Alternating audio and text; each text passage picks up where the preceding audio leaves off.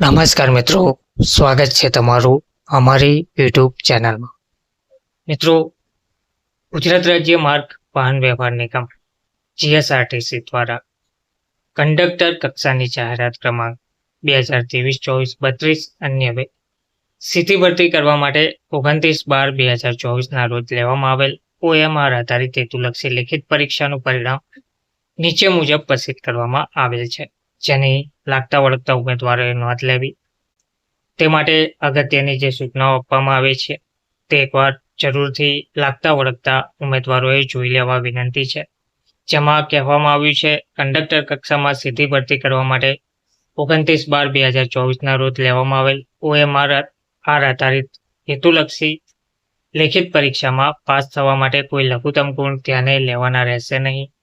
બિન-અનામત general કેટેગરીના જે ઉમેદવારો છે તેવા ઉમેદવારોએ પોસ્ટ ખાતામાં OMR લેખિત પરીક્ષા ફી ₹250 પ્લસ વધારાના પોસ્ટલ ચાર્જ ભરેલ નથી તેવા ઉમેદવારોનું પરિણામ પ્રસિદ્ધ કરવામાં આવેલ નથી.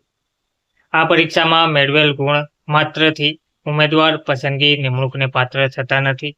જાહેરાતની સૂચના એની પેટા સૂચના નંબર 8 મુજબ 100 ગુણની OMR પદ્ધતિથી લેવાયેલ હેતુલક્ષી લેખિત પરીક્ષામાં ઉપસ્થિત રહેલ ઉમેદવારો પૈકી સૌથી ઊંચું મેરિટ ધરાવતા ઉમેદવારોની જાહેરાતમાં દર્શાવેલ અનામત બિન-અનામત જગ્યાઓ ધ્યાને લઈ મેરિટ યાદી તૈયાર કરવામાં આવશે. ત્યારબાદ મેરિટ યાદીના આધારે દસ્તાવેજ ચકાસણી માટે એક જગ્યા સામે 1.5 દોઢ ગણા ઉમેદવારોને અથવા નિગમની જરૂરિયાતના પ્રમાણમાં એક સાથે તબક્કાવાર ઉમેદવારોને બોલાવવામાં આવશે અને તેમાંથી યોગ્ય માલુમ પડેથી પ્રોવિઝનલ પસંદગી યાદી પ્રતીક્ષા યાદી બનાવવામાં આવશે.